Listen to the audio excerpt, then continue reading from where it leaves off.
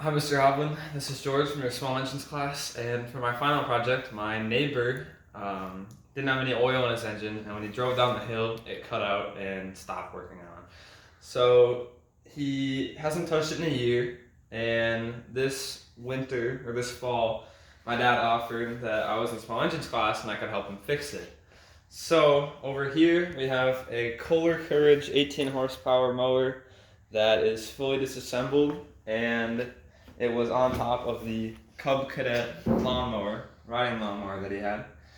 And the problem with it was that in the crankcase, the crankshaft actually welded to the crankcase.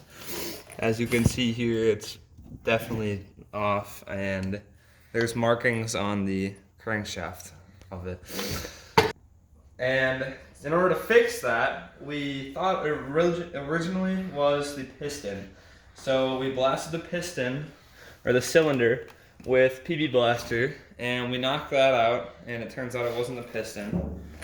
And so then we decided to fill the entire crankcase with PB Blaster and tip it upside down and try and hit the crankshaft out because it was obviously stuck in there and it wasn't turning. So we turned it over, we put it against two wood blocks, and we hit it with a sledgehammer, and it broke off. As you can see, it was welded there.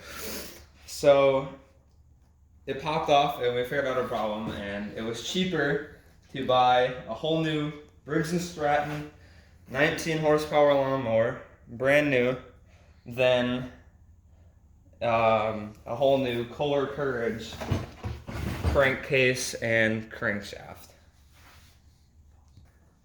Alright, so in order to put the Briggs and Stratton on, we had to, wait, no, that's bad. Alright, so by putting the Briggs and Stratton on, we had to do a couple things. Number one was to screw in the mower to the actual frame, the engine to the frame. We had to rewire the whole thing. There's a bunch of wires over here we had to plug in and sort out. But most of it came together with its own set of wires and stuff. But my main problem was the throttle over here. And we couldn't figure out how to get it to work. But it works now. And that was the main problem because we couldn't figure out how to hold this piece in place, but we ended up finding the metal bracket that went in for it. Another problem was the muffler for this Briggs and Stratton mower was a little too big to fit on, so we had to move these, the hood cover, or the hood hinges, up about 1/4 of an inch to 1/2 an inch forward, and drill new holes for that, put new screws in that, so that the hood could fit on without bumping into the muffler. Another problem we ran into was the bottom. We had to put the lawnmower blades on, and the golden piece there is what turns the lawnmower blades. It took us a while to put that under the crankshaft. I thought we were almost done, and then my dad was like, well, how did you start the lawnmower?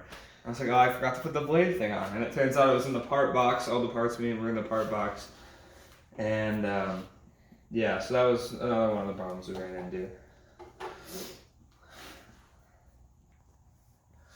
Alright, so in order to get this running, we had to get some oil in there, which we put some SAE HD30 standard motor oil in there, lawnmower oil, and just some gas we had in the garage here, gas tanks. Alright, my main takeaway for this project was that even though it's not the same engine, we could find a better and cheaper alternative to the engine with having to do less work. Instead of buying a $900 crankcase and crankshaft repair, we could buy a $600 Briggs and Stratton mower with 1 extra horsepower to give it that extra kick, and we could save a lot of money and a lot of time too. So, well, I'm gonna give it a whirl, and it's raining outside, but it'll be okay. It still isn't that broken in yet. It only has about 5 minutes, 10 minutes of ride time on it, but it'll be okay. Oh.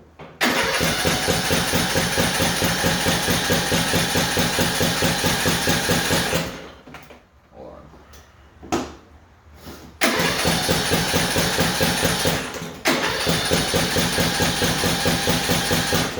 What? Alright, we have very little gas in here, so we had a little problem starting it, but we just got it to start off camera. So, oh, it smells, okay.